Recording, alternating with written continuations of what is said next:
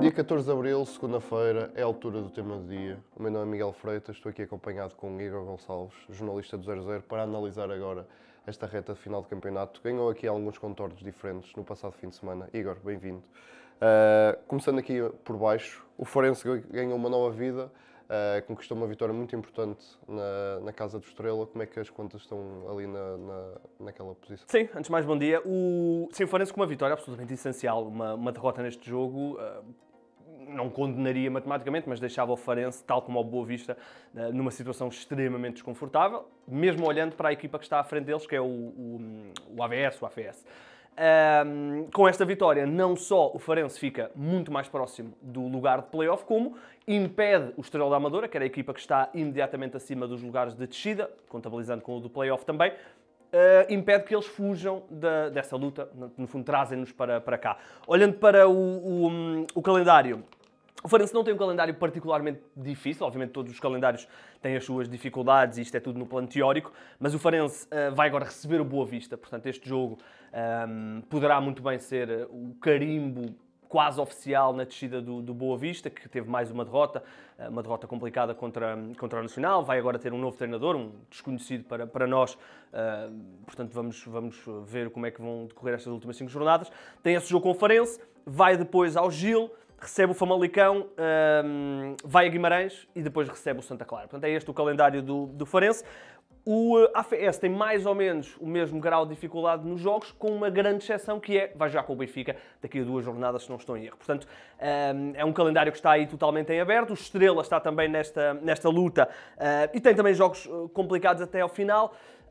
Mas ainda tem 4 pontos de avanço até ao Farense. Portanto, o Estrela tem essa pequena margem em relação à equipa que desce diretamente. Depois tem apenas 2 pontos o Estrela Amadora em relação ao AFS, portanto vai ser uma luta também muito, muito intensa.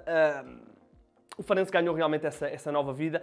Para o Boa Vista, tal como eu disse aqui há uns tempos no tema do dia, o cenário mais provável era o da descida, já o era a meio do campeonato, quando eles estavam em último, continuou a ser.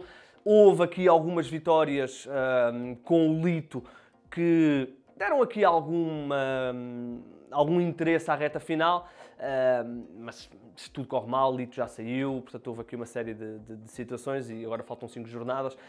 E eu diria que, se calhar com pena nossa, porque o Boa Vista é sempre um clube interessante de acompanhar, até pelos adeptos que tem, estas 5 jornadas vai ser o carimbar da descida da divisão do Boa Vista, a não ser que aconteça algum milagre, mas não se prevê que aconteça esse milagre. Antes de passarmos para a Europa, quem é que dirias que são aqui os favoritos a manter-se divisão? Eu acho que o Estrela tem alguma vantagem porque o AFS tem um calendário, na minha opinião, um bocadinho mais complicado. O Farense parte atrás, porque já, obviamente, na classificação já parte atrás. Eu diria que poderá provavelmente ser uma luta a 2 entre a AFS e o Farense para o lugar do play-off. Mas vamos ver, não sabe, há outras equipas, o próprio Gil Vicente também não está a salvo, mas eu diria que será uma luta a 2, neste momento são 2 pontos de diferença entre as duas equipas. Não jogam entre si, esta parte eu queria dizer, não jogam entre si, portanto não há esse confronto direto, mas acho que vai ser uma luta a 2 entre essas duas equipas.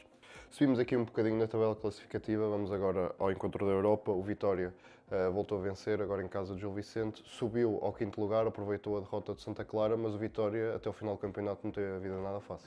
O Santa Clara teve 2 jogos muito difíceis, porque recebeu o Vitória jogou em Guimarães e recebeu o Sporting, portanto perdeu os 2 e o Vitória aproveitou para ultrapassar a equipa dos Açores na luta pelo 5º lugar, o 5º lugar que provavelmente dará acesso às competições europeias, porque a Taça de Portugal está muito encaminhada para ser um Sporting Benfica, ou Benfica Sporting no Jamor, e portanto abrirá mais um lugar, e esse 5º lugar então é uma luta intensa para as competições europeias. O Vitória tem realmente, como tu disseste bem, um calendário teoricamente mais difícil, porque ainda vai jogar com o Benfica, já no próximo sábado, e vai jogar depois na última jornada com o Sporting, portanto são 2 jogos naturalmente de grau de dificuldade muito difícil, sendo que esse jogo com o Sporting é em Alvalade, a última jornada. Vamos ver que Sporting é que estará, se precisará, se já não precisará. O Sporting pode chegar a esse jogo já campeão, porque tem o Benfica na semana anterior. Olhando para o calendário, o Braga, o Santa Clara tem esse jogo difícil ainda contra o Braga, é a deslocação mais difícil que o Santa Clara tem até a final do campeonato, mas tem um calendário que, se excetuarmos os jogos contra os grandes, acaba por ser um bocadinho mais difícil do que o do Vitória, porque não só vai a Braga, como recebe o Famalicão, jogo difícil, recebe também a Arouca, vai a Vila do Conde jogar com o Rio Ave e vai a Faro jogar contra o Farense, num jogo que, se calhar, o Farense estará a disputar a vida nessa partida. Já o Vitória, para além desses jogos com o Benfica e com o Sporting, vai jogar com o Rio Ave, o Farense e o Nacional. O Nacional já tranquilo e o Farense na mesma situação que está o Santa Clara. Portanto, o Vitória tem esses 2 pontos muito difíceis, não é? O Benfica, o Sporting na luta pelo título. Vamos ver.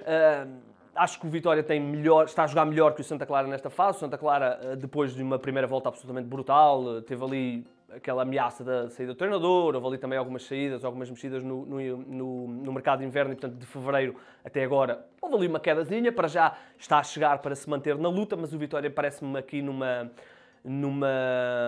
posição ascendente, depois de também um mês de janeiro absolutamente tumultuoso, com a saída do Rui Borges, Luís Freire também com algumas dificuldades no arranque. Parte agora aqui com uma sequência de vitórias boa e, portanto, em princípio, o Vitória parte melhor, mas tem realmente esses 2 jogos muito difíceis no calendário. Imediatamente acima temos Braga e Futebol Clube do Porto. Neste momento o Braga até está à frente do Porto. Esta luta com o Braga para o Porto pode significar mais do que, efetivamente, só o 3º lugar? Eu acho que sim. Começando pelo Braga, o Sporting Clube do Braga está numa excelente fase. Não diria que fosse a melhor fase da época, mas é uma boa fase, a jogar semana a semana, dá perfeitamente para a equipa, ainda agora contra o AVS, entrou de uma forma demolidora, aos 30 minutos, ou lá o que era, já estava a ganhar por 3-0, depois acaba por ganhar por 4-1. E, portanto, o Braga, todo o seu direito para querer o campeonato, sabendo que o Braga ainda joga com o Benfica na última jornada. Já o Futebol Clube do Porto, eu acho que está a jogar mais do que o 3º lugar, porque o ficar em 4º lugar, e naturalmente, se o Braga ganhar todos os jogos, o Porto não tem hipótese de chegar ao 3º. E, portanto, esta reta final pode ser literalmente isso, o Braga ganhar todos os seus jogos e o Porto não ter hipótese de chegar ao 3º, mas a forma como o Porto acabar a época pode ser bem mais importante do que a luta pelo 3º lugar. Porque se o Futebol Clube do Porto, que ontem... Foi ontem? Sim. Ontem ganhou Ontem não, no sábado. Foi no sábado, desculpem. No sábado ganhou a Casa Pia num jogo sem muita cor, com exceção do momento absolutamente genial do Rodrigo Mora. Se o Futebol Clube do Porto acaba o campeonato a mancar, digamos assim, e ainda perde mais alguns pontos, naturalmente o lugar de Anselmi estará em risco.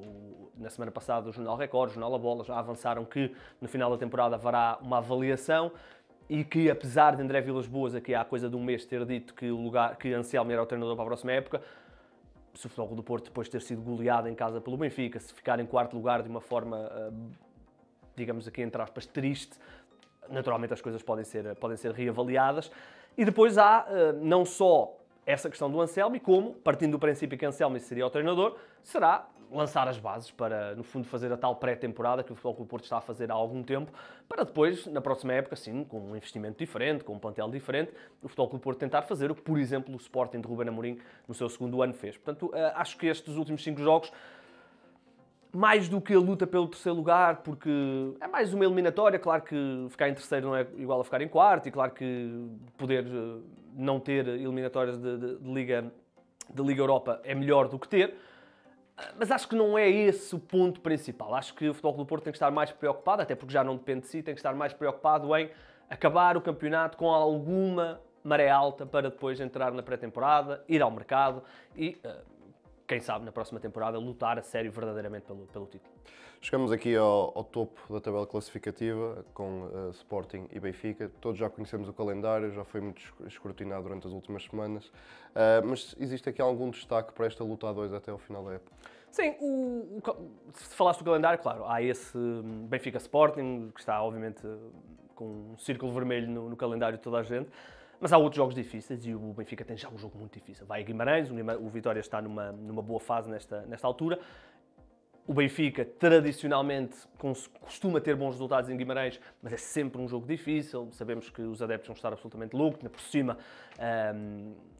fim de semana de Páscoa, fim de semana prolongado, prevê-se estádio cheio em Guimarães e, portanto, vai ser um jogo extremamente difícil. Em relação ao Sporting, acho que o joker Pedro Gonçalves será importante. Já se viu Pedro Gonçalves a jogar meia dúzia de minutos no jogo contra o Santa Clara. Deduzo que no próximo jogo do Sporting contra o Moreirense em casa vai haver mais minutos e provavelmente ele estará a fazer aqui um ramp-up para, quem sabe, poder ser titular no jogo contra o Benfica. Eu acho que o Pedro Gonçalves, na minha opinião, está em pé de igualdade. A importância que ele tem, quando está obviamente saudável, é igual a do Gyökeres no Sporting. O Gyökeres obviamente tem os golos e tem aquelas cavalgadas que impressionam, mas o Pedro Gonçalves, quando o Sporting não tem essas cavalgadas, como aconteceu por exemplo agora contra o Santa Clara, Pedro Gonçalves é absolutamente essencial pelo jogo entre linhas. Trincão é um jogador mais de explosão, Jenny e Kenda são jogadores mais de flanco, Pedro Gonçalves é um jogador que consegue encontrar espaço entre linhas para o remate, para o passe. E o Sporting sentiu muitas dificuldades sem Pedro Gonçalves. Basta ver como é que foi o mês de dezembro, o mês de janeiro do Sporting. E, portanto, Pedro Gonçalves, se chegar ao jogo com o Benfica, não vai estar a 100%, mas se chegar a 80%, acho que pode ser um joker absolutamente tremendo para esse jogo no Estádio da Luz. Destacar também o Jenny Katam, que regressou muito bem de uma paragem. E o Jenny Katam tem sido uma verdadeira dor de cabeça para o Benfica, porque tem feito muitos golos importantes ao Benfica.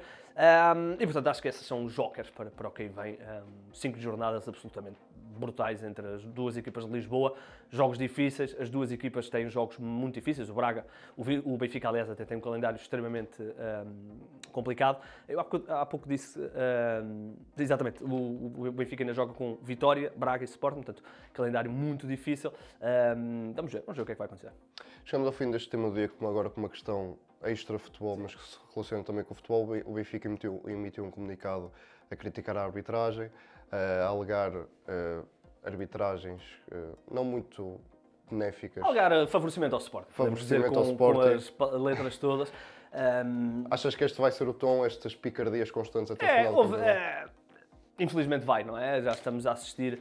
Os últimos 2 meses foram um retrocesso no futebol português.